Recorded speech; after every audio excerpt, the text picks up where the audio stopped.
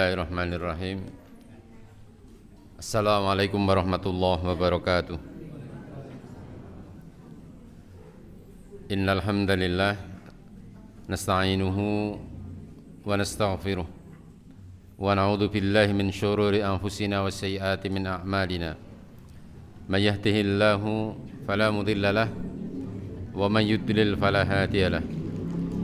Asyhadu an la ilaha illallah wahdahu la syarika lah wa asyhadu anna Muhammadan abduhu wa rasuluhu la nabiyya wa la rasula ba'dah.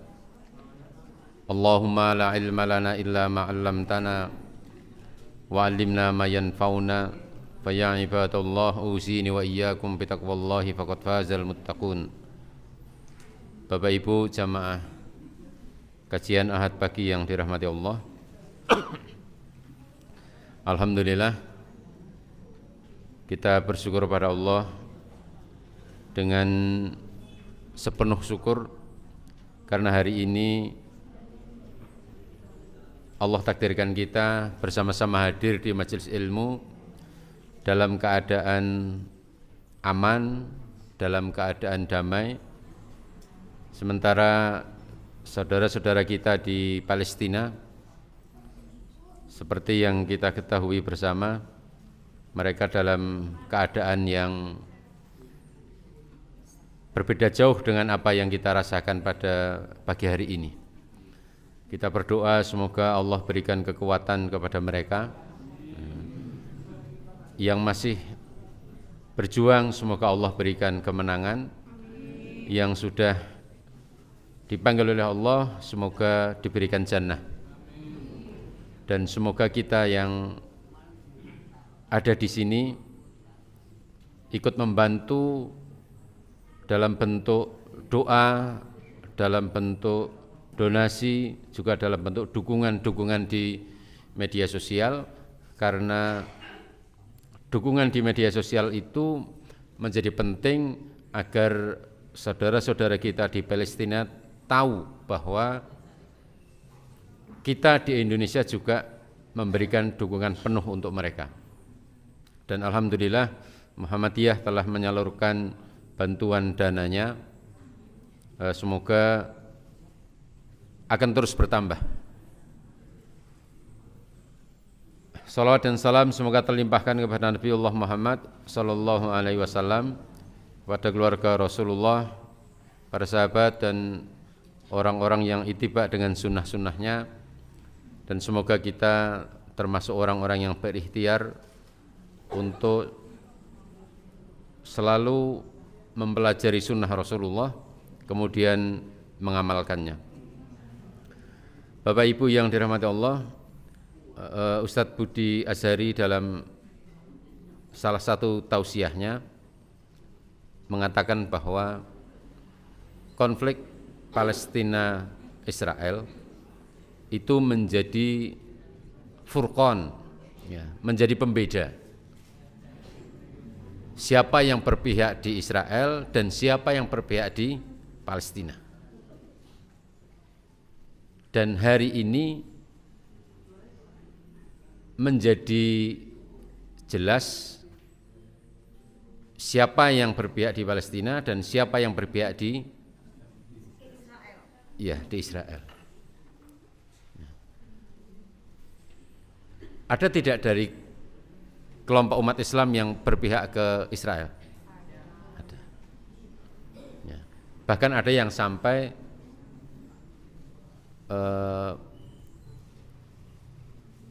meremehkan atau bahkan melecehkan perjuangan Hamas. Padahal dia seorang Muslim.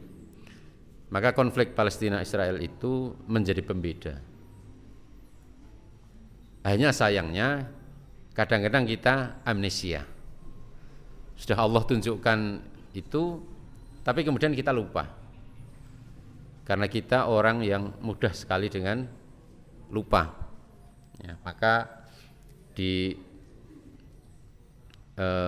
kalangan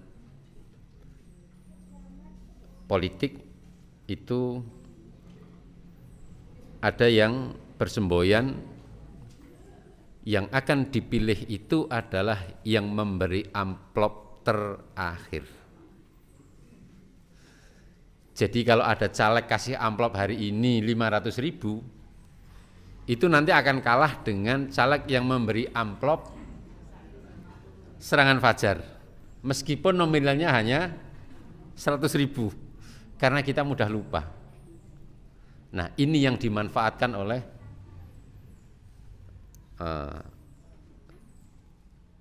di orang-orang yang bermain di politik. Maka dulu ada seorang caleg yang tidak pasang baliho, tidak kampanye, tidak sosialisasi.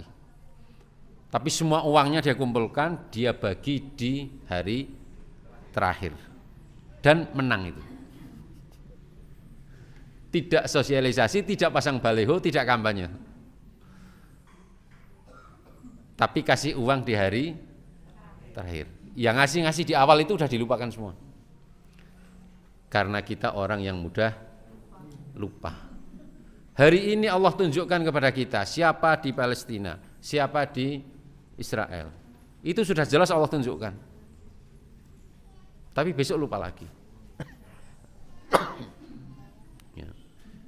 Itulah kenapa boikot terhadap produk-produk Israel itu hanya sesaat, karena besok lupa lagi.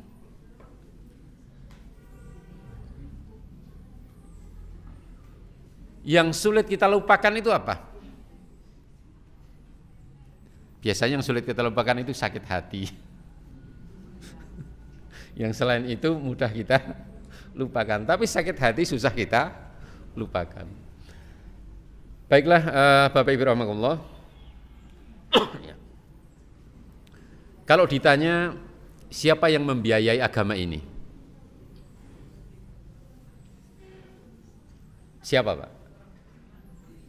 Siapa, Bu? Yang membiayai agama ini siapa?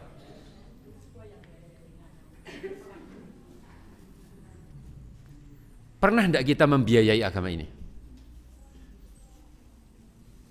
Pernah enggak Ibu membiayai agama ini? Enggak pernah? Bapak pernah enggak membiayai agama ini, Pak?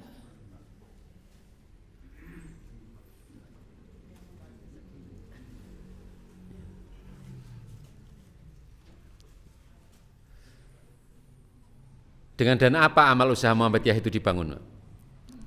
Al-Manar ini dibangun dengan apa?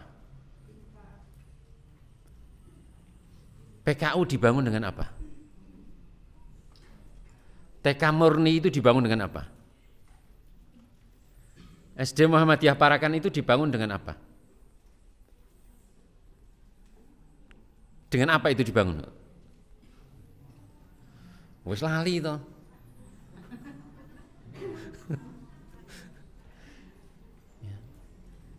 Ada sekian banyak amal usaha Muhammadiyah itu, dengan apa itu dibangun? Yang mengawali Al-Manar ini dulu, awalnya dari apa? Dari wakaf. PKU itu awalnya dulu dari apa? Dari wakaf. SD Muhammadiyah Parakan dari apa? Wakaf. TK Murni dari? Siapa itu yang wakaf? Kita terlibat enggak di situ?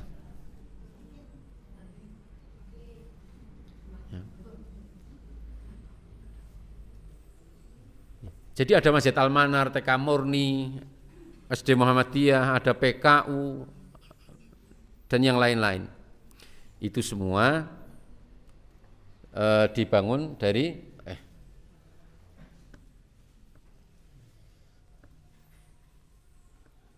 dibangun dari infak, sedekah, zakat.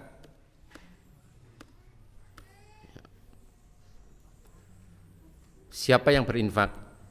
Yang berwakaf.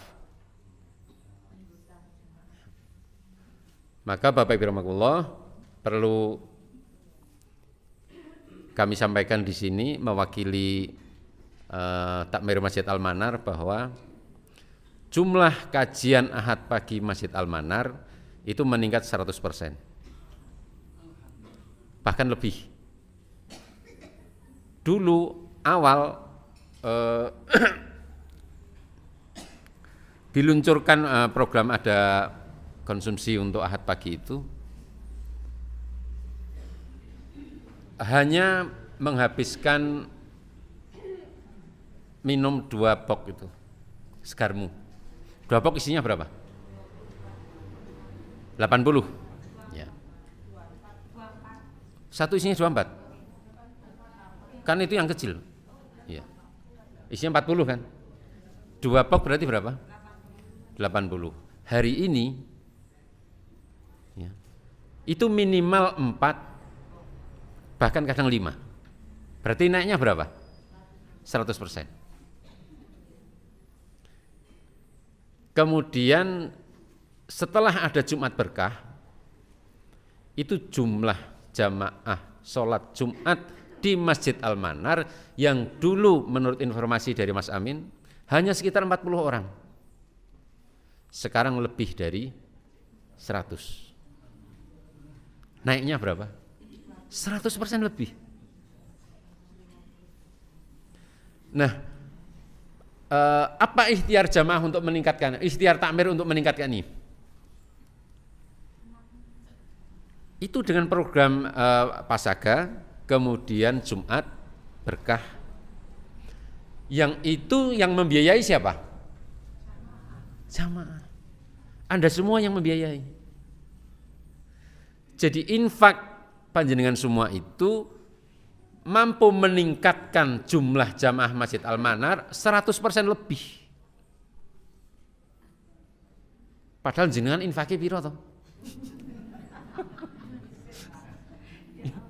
Jadi kalau infaknya 5.000 saja atau 2.000 saja, itu sudah bisa meningkatkan jamaah sampai 100% lebih. Loh piye nek infaknya ditambahi?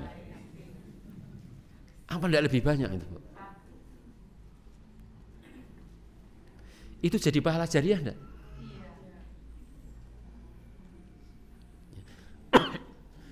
Ahad pagi pekan kemarin saya ikut menguji snack. Ya. Selesai. Awalnya hanya diisi 3 macam.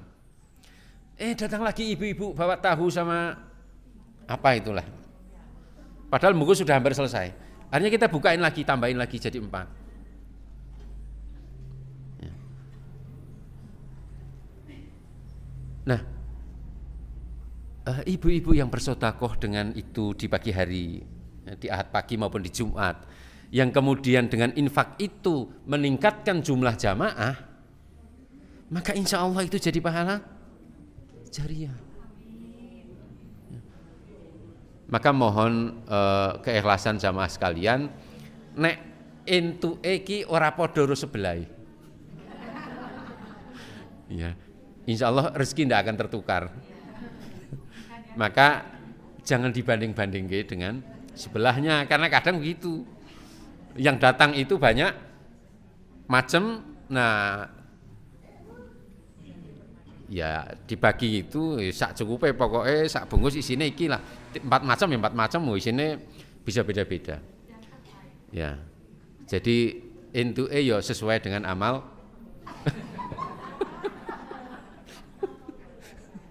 Ya gitu, rezeki tidak akan tertukar dan tidak usah dibanding-bandingke. Wah kok jenengan entuke kuwi to, aku mah ora to. Ya, karena kita bukan walimahan. Jadi begini Bapak Ibu rahimakumullah, bahwa dakwah ini itu butuh biaya. Siapa yang membiayai dakwah ini? Ya kita, bukan orang lain. Ya kita sendiri. Kita kan tidak punya kebiasaan pasang kontak infak di pinggir jalan, kemudian nyetopi mobil lewat, itu kan kita tidak punya kebiasaan seperti itu. Dan Takmir Masjid Al-Manar insya Allah akan terus berusaha mencari terobosan-terobosan agar masjid ini menjadi semakin maju. Nah, tentang Pasaga, ya, sampai saat ini Pasaga itu masih dari kita untuk kita. Karena yang ambil siapa? Menurut jenengan itu tepat enggak?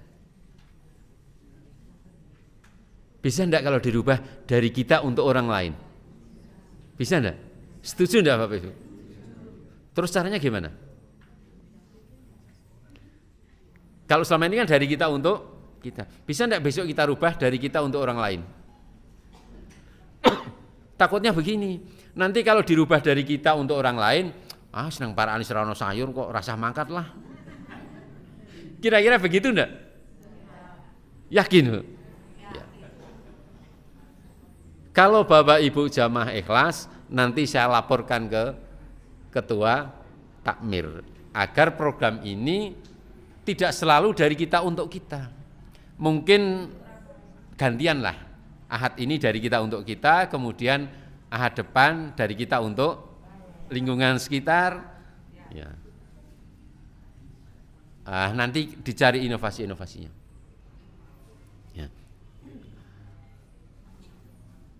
Mohon maaf Bapak Ibu, saya mewakili takmir karena saya di struktur jadi apa Pak?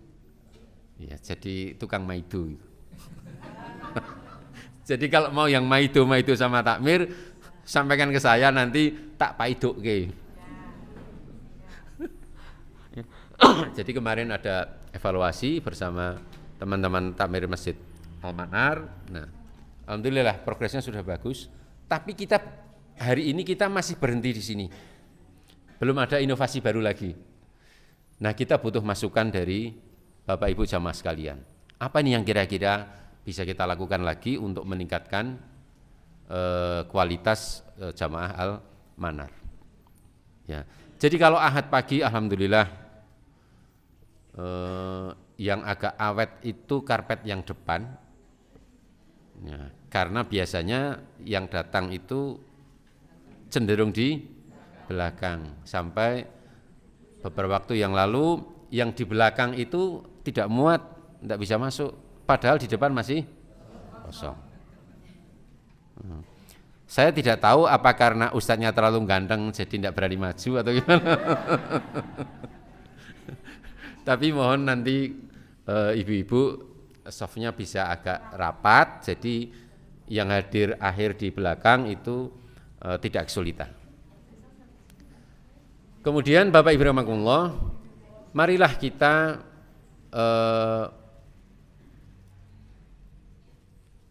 mempunyai program untuk diri kita masing-masing bahwa kita akan mengajak orang lain untuk hadir di kajian. Kalau satu orang dari kita membawa setengah saja, nek nggawa setengah carane piye?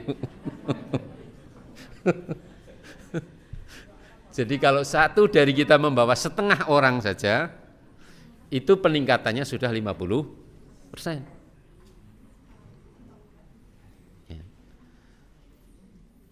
Kan kalau kita tidak bisa ngajari orang, kita bisa ngajak orang untuk diajari di majelis. Nah, itu insya Allah pahalanya sama. Ya.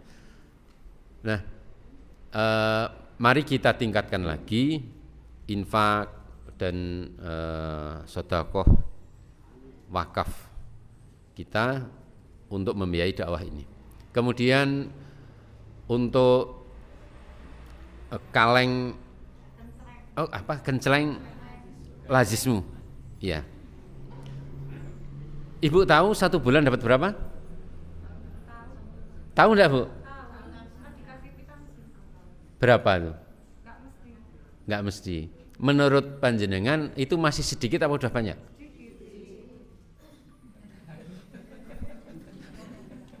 Terus carane ben akeh piye? Ditambahi, ya itu aja. Terus kira-kira ibu di rumah kan ada kenceleng itu ya.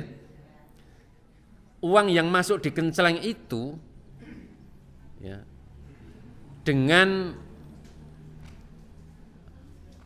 uang jajan anak ibu banyak mana Bu? Masih banyak jajannya anak? Lu anak piro toh?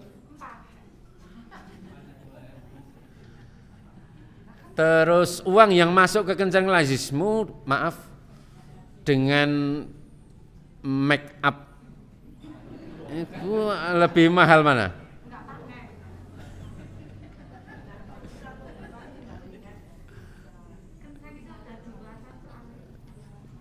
Iya ada dua diisi semua, penuh semua kan bagus. Ya. Ya. Nah itu ada genceleng lazismu.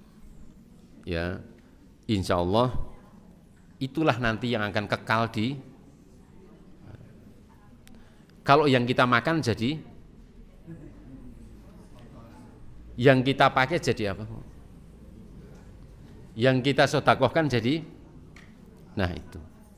Jadi kira-kira kalau ini kenceleng lazismu, yang masuk ke sini dengan yang kita pakai, yang masuk ke sini dengan yang kita makan itu banyak yang mana? Mesti banyak yang kita pakai, banyak yang kita makan. Pernah tidak kita ngisi kenceleng lazismu ini seharga satu pakaian kita?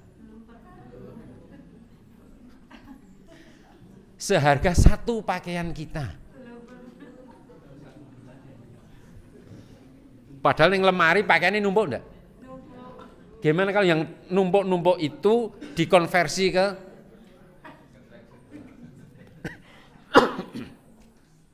ibu-ibu? Saya punya sepupu yang sudah meninggal. Dia tinggal di Kalimantan. Dia punya majelis taklim namanya Konita. Di majelis taklim itu ada kesepakatan, ada aturan. Seluruh anggota majelis taklim itu dibatasi jumlah pakaiannya. Hanya boleh punya pakaian sekian. Jadi kalau beli harus keluar satu. Setiap kali beli baru harus satu yang dikeluarkan. Iya, diinfakkan, disedekahkan. Jadi jumlah pakaian di rumah itu terbatas. Ibu-ibu begitu enggak? Wah, anane gur tuku terus nganti numpuk lemari ra muat. Kayak ngono ki leh ngomong karo bojone, wah aku kan ndek klambi lho, Pak. Bisa enggak kita begitu? Silakan ibu-ibu bikin komunitas masing-masing. Ya, buat aturan. Jumlah pakaian kita di lemari hanya boleh sekian. Kalau kita beli lagi keluarkan. Kemudian nanti dikumpulkan untuk nanti bisa disedekahkan, bisa dijual, ya tetap disedekahkan maksudnya. Bisa enggak, Bu? Bisa. Biasanya ibu-ibu yang pakaiannya banyak. Mau mulai kapan, Bu? Siapa yang mau mengkoordinir? Kira-kira berapa setel pakaian yang layak untuk seorang wanita? 7 cukup enggak, Bu? Enggak cukup. 7 enggak cukup, Pak. Kalau bapak-bapak 7 cukup enggak, Pak?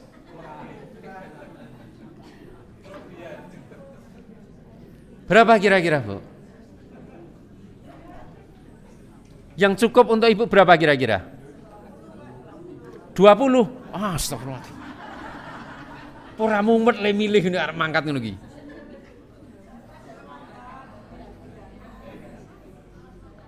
Berapa? Mau dibatasi berapa, Bu?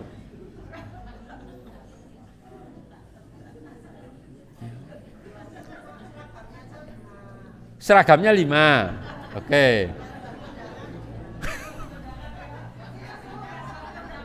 Kuwi 5 ki dienggo pisan apa beda-beda? Oke, sekarang yang selain seragam mau dibatasi berapa?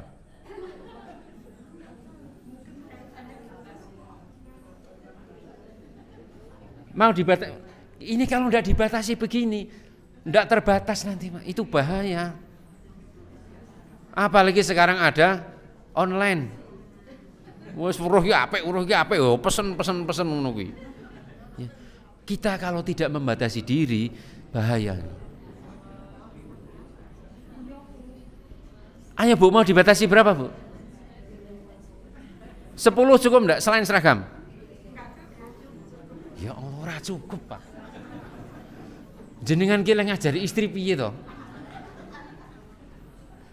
Masa 10 enggak cukup? Emang nek kondangan harus selalu ganti? Nek wong lanang iki sing nggo kondangan, nggo ngaji, Nggo takziah, nggo anu ya ajeg kuwi to. Emang kondangan, takziah, ngaji beda pakaiannya, Bu. Bojoku ora ngono kuwi alhamdulillah.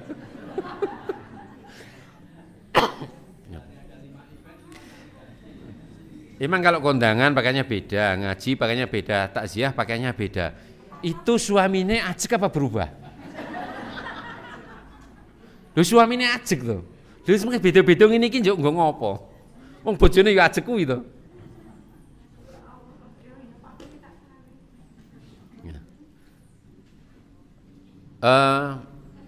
Bisa tidak ibu-ibu ahad manis depan, ibu-ibu sudah punya keputusan bahwa kita akan membatasi pakaian sekian. Selebihnya kemudian kita kumpulkan di sini. Bisa enggak, Bu?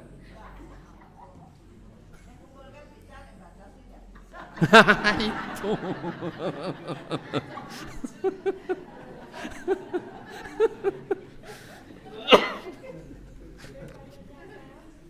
Nah, itu susahnya.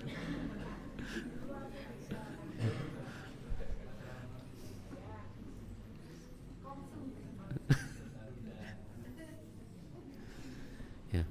Jadi padahal yang kita pakai jadi apa? Ya. Ibu 1 tahun beli baju berapa? Atau sekarang gini aja lah, daripada susah-susah. Setiap kali ibu beli baju, ibu akan berinfak seharga baju itu. Bisa enggak? Jadi kalau saya beli baju harga 50.000, saat yang sama saya akan masukkan ke kenceleng lazismu itu 50.000 juga.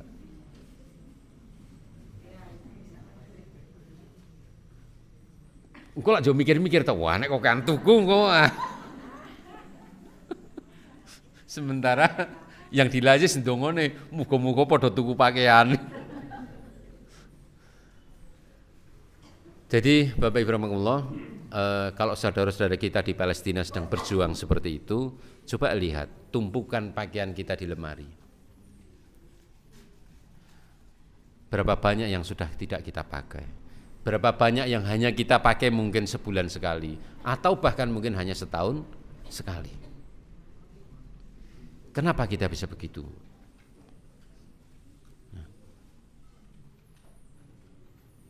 Coba hitung anggaran kita untuk beli pakaian dengan infak kita.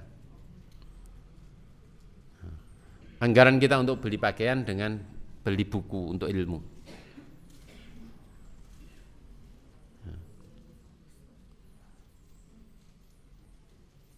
Karena harta yang kita gunakan untuk dipakai itu akhirnya hanya akan menjadi barang bekas. Hanya akan menjadi barang bekas. Maka kita kendalikan nafsu kita untuk belanja, dan itu memang harus dipaksa. Terutama kepada ibu-ibu, karena salah satu naluri ibu-ibu itu adalah belanja. Kalau ibu-ibu tidak senang belanja, bapak-bapak yang susah. Kan belanja saya ora gelem, arep masak apa. Nah, untung ibu-ibu ini senang belanja. Jadi kalau pagi-pagi dia beli sayur untuk dimasak buat suami, buat keluarga. Kalau ibu-ibu tidak punya naluri belanja, kacau.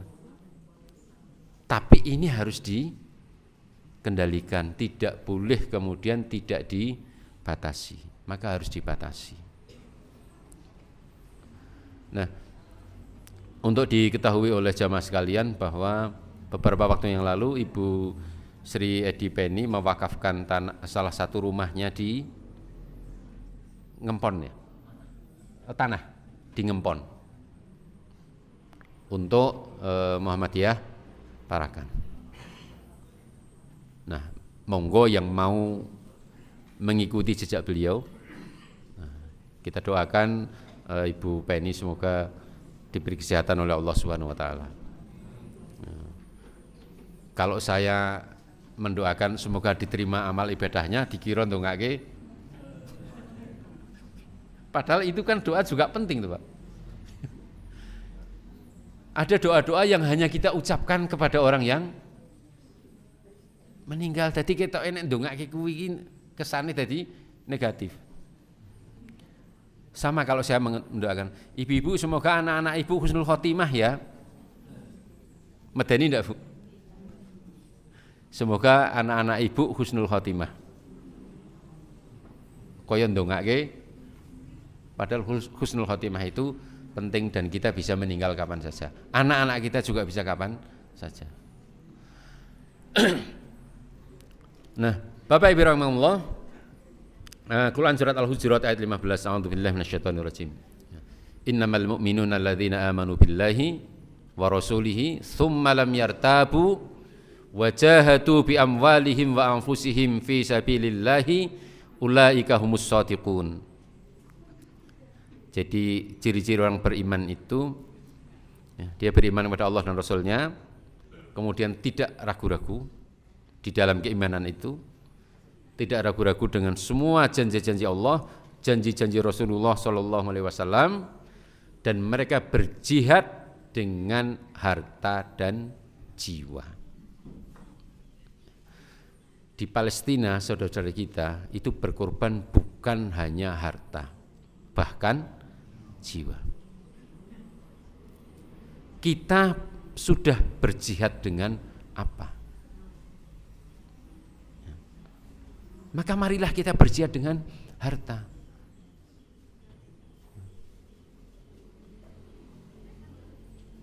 Melalui infak, sedekah, wakaf, itu adalah bagian dari jihad kita. Bapak Ibu, kalau ada perampok masuk ngacungi pedang, milih bondo apa nyawa? Jawabannya apa? Bondo apa nyawa? Milih jawabannya apa? Jawabannya bondo apa bojo? Bojo gue Pak, gue tumbal. Kita pasti akan serahkan harta duluan, karena nyawa itu lebih berharga dibanding harta. Itulah kenapa Allah perintahkan kita itu berjihad, yang pertama itu dengan harta, kemudian dengan jiwa. Dalam kondisi damai begini Bapak Ibu, mungkin kita leh ngomong sesuk nek perang piye yo aku maju paling ngarep pokoknya. Itu ketika keadaan damai. Nek perang tenan durung karuan wani. Maka salah satu cara melatihnya adalah berjihad dulu dengan harta. Orang yang tidak terbiasa berjihad dengan harta, jangan harap akan berjihad dengan nyawa. Dengan harta aja enggak, apalagi dengan nyawa. Karena nyawa itu lebih berharga dibanding harta. Jadi kalau kita ingin menyiapkan diri kita siap berjihad dengan nyawa, melatihnya adalah kita berjihad dulu dengan harta. Kalau kita pengen anak-anak kita suatu saat nanti mereka menjadi generasi yang kuat, siap berjihad dengan nyawa, ajari mereka berjihad dengan harta. Ibu-ibu, kalau anak-anak ada donasi untuk Palestina atau ada program infak di sekolah, itu diberi uang khusus untuk infak atau diambil dari uang jajannya? Diberi khusus untuk infak. Misalnya ada donasi Palestina, jenengan nitip ini donasi untuk Palestina ya, atau jenengan potong dari uang jajannya? Khusus. Kenapa? Terus anak ini dilatih berkorban enggak kalau gitu? Enggak kan? Cuma dititipin kan? Harusnya apa? Nah, bisa enggak potong dari uang jajan kamu untuk donasi Palestina? Artinya dia mengorbankan jatah dia untuk infak kan? Itu cara melatihnya. Nah, kalau kalau ada donasi begitu dia minta, Bu, ini ada donasi untuk Palestina ya, nanti uang jajannya ditambahi, terus anak kita korban apa? Enggak kan? Dia hanya tahu ada program itu, tapi dia tidak dilatih untuk berkorban, untuk mengorbankan kenikmatannya dibantukan kepada saudaranya di Palestina. Wong jajane ajek kok. Jadi bukan begitu cara melatihnya. Jadi kalau suatu saat nanti anak kita dari sekolah ada program donasi Palestina, yang kita sampaikan adalah, nak, kurangi uang jajan kamu untuk donasi Palestina. Ya. Nah, kalau yang ini titipan dari Bapak. Yang dari kamu mana? Kan gitu. Supaya dia juga berdonasi, orang tuanya juga berdonasi. Jadi dibedakan begitu. Tapi kalau kita hanya nitip, anak kita korbannya apa? Dia tidak berkorban sama sekali kan? Nah, jadi Bapak Ibu kalau ada yang guru baik di TK maupun SD SMP, jadi polanya begitu, bukan kemudian minta kepada wali untuk donasi Palestina. Kalaupun ada itu harus dibedakan. Ada titipan dari orang tua, kemudian ada donasi dari anak sendiri. Caranya adalah kurangi uang jajan mereka.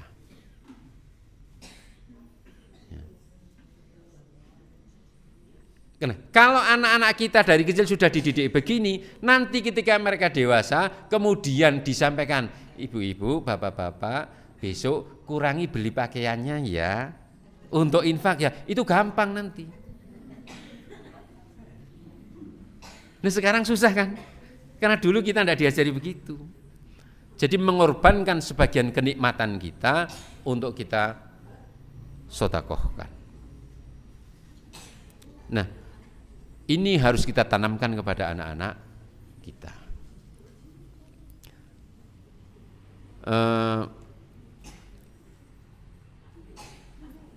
Anak-anak kita kalau sholat ke masjid dikasih uang untuk infak di masjid enggak? Ada uang khusus untuk infak di masjid. Yang ngasih siapa? Coba polanya diganti. Nah, kamu tiap Jumat harus bawa uang infak sekian, dan itu dikurangi dari uang jajan kamu. Bisa tak? Tegel loh. Nah kadang-kadang kita tidak tega mengurangi uang jajan anak. Ya.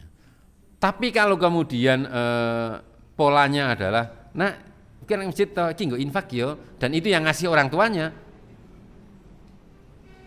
itu nanti kita mendidik kader yang hanya menerima titipan infak, bukan berinfak, tapi menerima titipan infak. Ini nanti melahirkan generasi-generasi pencari bantuan lewat proposal. Ayo donatur dari Timur Tengah yang mau titip infak lewat saya siapa? Kan jadinya begitu.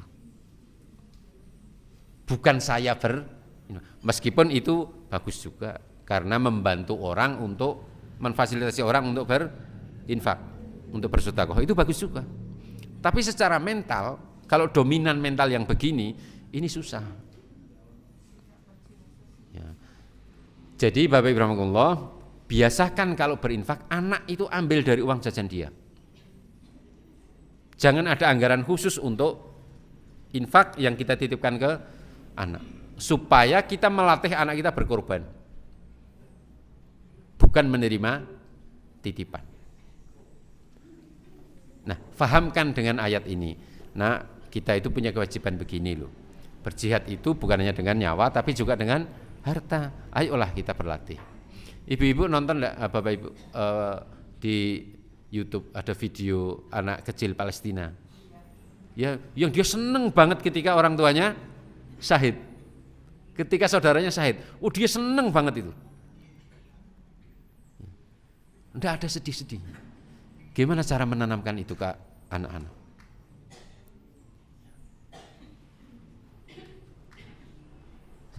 Nah kita ditinggal orang tua wele nangis, ditinggal suami, ditinggal istri itu nangisnya tidak habis.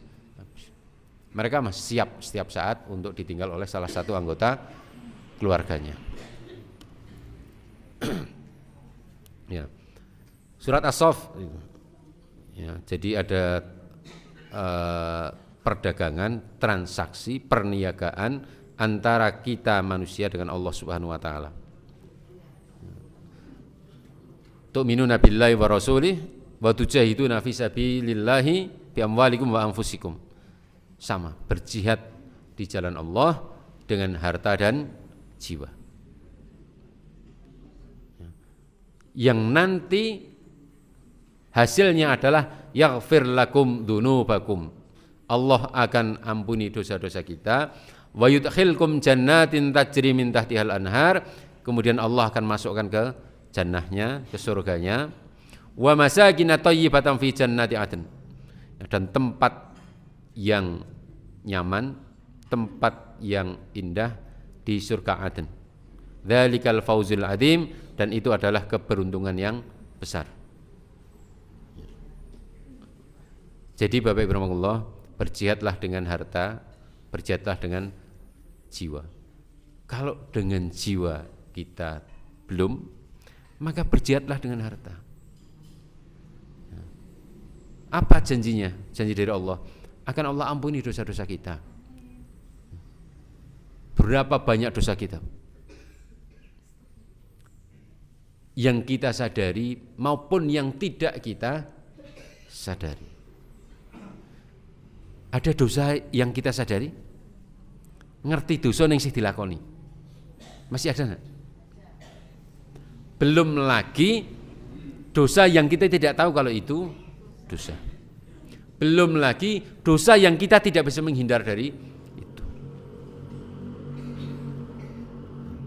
Kan banyak sekali dosa-dosa kita. Dan dari semua dosa itu apa yang kita harapkan? Yang kita harapkan adalah ampunan dari Allah Subhanahu wa taala. Maka Allah sudah berjanji, berjihadlah dengan jiwa dan harta. Nanti akan Allah ampuni dosa-dosa kita. Maka semoga semua infak, sedekah, wakaf yang sudah diberikan untuk kepentingan agama ini, semoga itu mendatangkan ampunan dari Allah Subhanahu wa taala. Dan semoga itu menjadi wasilah untuk Allah masukkan kita ke dalam surganya. Nah. Oh tadi 10 sampai 12. Iya. Nah, yang surat At-Taubah ayat 41. Ya. Jadi infiru khifafan wa thiqalan wajahidu bi amwalikum wa anfusikum fi sabilillah dzalikum khairul lakum in kuntum ta'lamun. Jadi berjihad itu berat maupun ringan harus kita lakukan. Ya. Berjihad itu mau berat mau ringan itu harus kita lakukan. Berjihad dengan harta itu mau ringan, mau berat, mau susah, mau gampang, itu harus kita lakukan. Jadi hukumnya apa ini? Wajib. Berjihad itu hukumnya wajib. Berjihad dengan harta itu hukumnya juga wajib. Berat, ya. Apalagi kalau sendiri. Itulah kenapa Allah perintahkan kita berjamaah. Karena ketika berjamaah, yang berat itu insya Allah akan menjadi ringan. Ngapik dhewean ki ya susah. Tapi kalau berjamaah, itulah pentingnya komunitas-komunitas gitu. Nah, komunitas itu kan jadi jamaah. Coba ibu-ibu nanti ada yang mengawali terlebih dahulu, ya, supaya nanti yang lain menjadi terinspirasi. Oh tiba ini dilakoni ini gampang kok. Jadi berat maupun ringan itu harus kita lakukan. Ya. Jadi pengingat nanti ketika berat, waduh kok ngene men yo, wah tapi serapopo iki kudu dilakoni kok. Iki wajib kok, udah jalan aja gitu. Dan semua pasti akan merasakan berat dan ringannya itu. Pasti nanti semua akan merasakan. Akan ketemu pada kondisi di mana kita berat, juga akan ketemu pada kondisi di mana kita ringan melakukan itu. Tapi lakukan terus. Awali dari yang sedikit, kemudian nanti meningkat, maka insya Allah nanti akan terbiasa. Qala Rasulullah sallallahu alaihi wasallam, man anfaqa nafaqatan fi sabilillahi kutibat lahu bisab'imi'ati dhi'fin. Barang siapa yang menginfakkan hartanya di jalan Allah, maka ditetapkan pahala baginya 700 kali lipat. Ya. Jadi 700 kali lipat. Nah, Bapak Ibu rahimahullah, karena dakwah ini harus dibiayai dan dibiayai dari infak, zakat, sedekah dan yang lain, maka akan lebih baik kalau Bapak Ibu yang sudah haji, sudahlah hajinya sekali saja. Bapak Ibu yang sudah umroh, sudahlah umrohnya sekali saja. Tapi kalau bisa tiap tahun umroh. Paham maksudnya, Bu? Umrohnya sekali saja, tapi kalau bisa tiap tahun umroh. Ya. Jadi umroh sekarang berapa, Pak? 28 juta. Yang sudah umroh, anggarkan setiap tahun sekian. Kemudian ya Allah, ini biaya umroh saya, tahun ini saya infakkan. Yang sudah haji dan masih punya uang, kalau bisa tiap tahun haji. Ya Allah, anggaran saya haji tahun ini saya infakkan.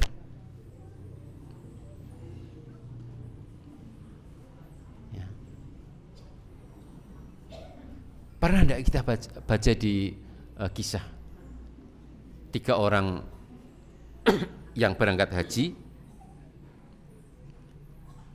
kemudian di perjalanan mereka istirahat, bertemu dengan keluarga janda yang miskin.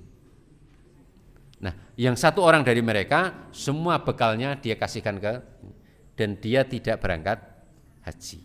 Yang 2 dia melanjutkan hajinya dengan janji besok kalau pulang saya nunggu di sini, saya diambiri di sini ya. Nah, ditunggu di situ, ternyata tidak diambiri. Sampai dia tanya ke kafilah yang lain, itu sahabat saya itu sudah pulang haji belum sih? Oh sudah lama. Oh, kok saya tidak diambiri? Akhirnya dia pulang. Ketemu dengan 2 sahabatnya ini, kamu kok tidak ngambiri saya? Padahal kita kan punya janji. Kalau kamu pulang, ambiri saya di kampung itu. Yang 2 ini ngomongnya, kamu juga melanggar janji. Kamu kan katanya tidak ke Mekah, tidak haji. Kamu katanya nunggu di situ. Nyatanya saya lihat kamu tawaf, kamu sa'i. Berarti kan kamu sampai ke Mekah. Makanya kita tidak ngampirin. Nah, bingung dia. Yang 1 ini kekeh bahwa dia tidak ke Mekah, yang 2 kekeh bahwa dia sampai di sana. Barulah di malam harinya diberitahu oleh Allah lewat mimpi bahwa hajinya diterima meskipun dia tidak sampai ke Makkah. Karena semua biaya hajinya dia sedekahkan untuk 1 keluarga fakir miskin. Maka ada orang yang sudah sampai ke Makkah tapi belum haji, ada orang yang belum sampai ke Makkah tapi sudah haji. Maka Bapak Ibu, berhajilah setiap tahun. Meskipun tidak sampai sudah ke Makkahnya cukup sekali. Umrohnya cukup sekali aja. Tapi anggaran untuk haji, anggaran untuk umroh, kalau kita mampu, anggarkan itu setiap tahun, kemudian infakkan itu ke masjid, ke pesantren atau kemana saja. Itu manfaatnya akan jauh lebih banyak. Bu, kalau saya sudah haji kemudian saya haji lagi, manfaatnya untuk siapa? Ya. Sekarang haji berapa? 60 ya. Sekarang misalnya haji 60 juta. Kalau saya sudah haji kemudian saya haji lagi, 60 juta ini untuk siapa? untuk saya kan. Tapi kalau 60 haji ini saya infakkan ke pesantren, siapa yang merasakan? Kemudian dari situ lahir generasi-generasi, itu pahala jariahnya luar biasa.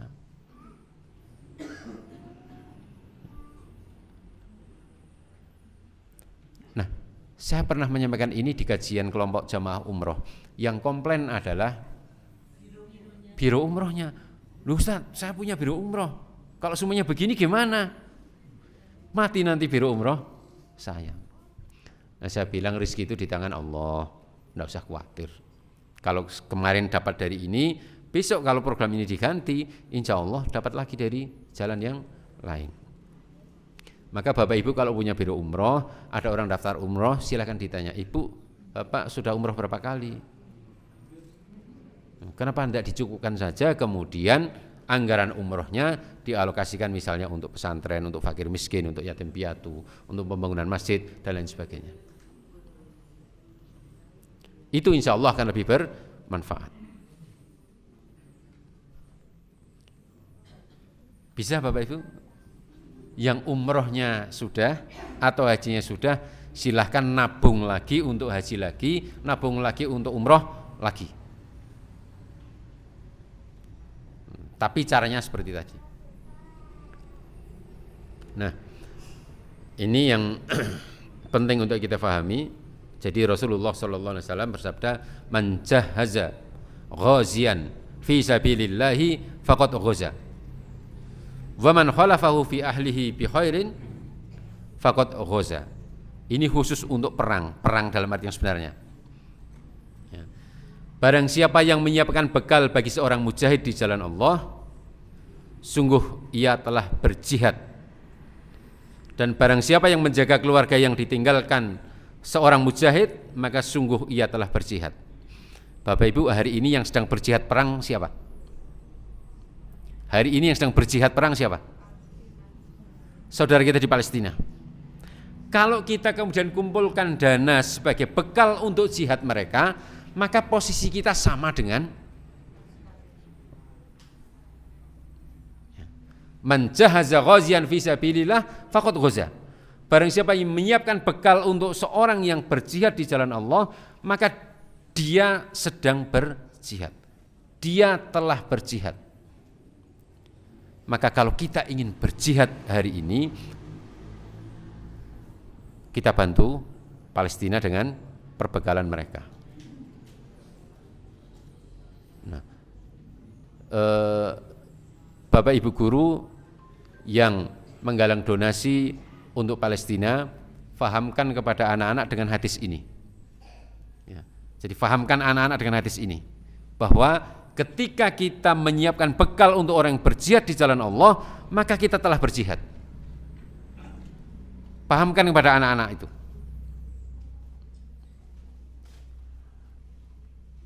Nah, kalau sudah paham, harapannya adalah kita bersemangat kemudian untuk membantu saudara-saudara kita yang sedang membutuhkan biaya yang besar untuk jihad mereka.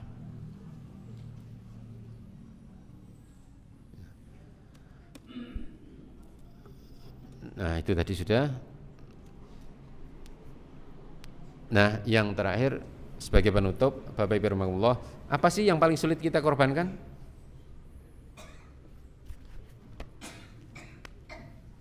Apa Bapak Ibu yang paling sulit kita korbankan? Infak sudah biasa kan? Sudah, berarti gampang. Yang paling sulit kita korbankan apa? Yang paling sulit kita korbankan adalah ego kita. Itu yang sering kemudian merusak. Sudahlah, kita awali dengan mengorbankan ego kita. Kalau ada perbedaan, ya itu sunatullah. Kita biasa saja dengan perbedaan. Ya. Untuk berlatih mengorbankan ego itu salah satunya adalah kita membiasakan diri merasa tidak menjadi siapa-siapa. Jadi ketika kita tidak dianggap pun kita tidak masalah. Tidak menjadi siapa-siapa. Dadi nek ana tanggane mantu ora diundang ya ora tersinggung, nek ana sedulure mantu ora disambat ya ora tersinggung, itu biasa-biasa saja. merasa bahwa kita ini bukan siapa. Ya. Itu salah satu cara kita berlatih untuk mengorbankan ego kita. Banyak orang bisa berkorban dengan harta, tapi kadang-kadang susah untuk mengorbankan egonya. Nah, kita awali dengan itu, semoga nanti kita menjadi kebiasaan untuk berkorban dengan harta kita, supaya nanti ketika kita dibutuhkan dalam kondisi tertentu untuk berkorban dengan jiwa kita, kita juga sudah siap. Nah, sekali lagi kita doakan semoga saudara-saudara kita di Palestina diberi kekuatan oleh Allah Subhanahu wa taala, dimudahkan di dalam perjuangannya, dikuatkan semangatnya. Bagi mereka yang sudah menjadi korban, kita yakin berhusnudzon kepada mereka bahwa mereka adalah orang-orang yang syahid di jalan Allah Subhanahu wa taala. Demikian yang bisa saya sampaikan pada kesempatan pagi hari ini. Ingat ya Ibu tugasnya. Ya. Batasi diri. Kemudian apa yang di lemari terlalu penuh silakan dikeluarkan, diinfakkan, disedekahkan. Semoga itu menjadi amal jariah bagi kita semua. Usikum wa nafsi bitaqwallah wa billahi taufiq wal hidayah. Assalamualaikum warahmatullahi wabarakatuh.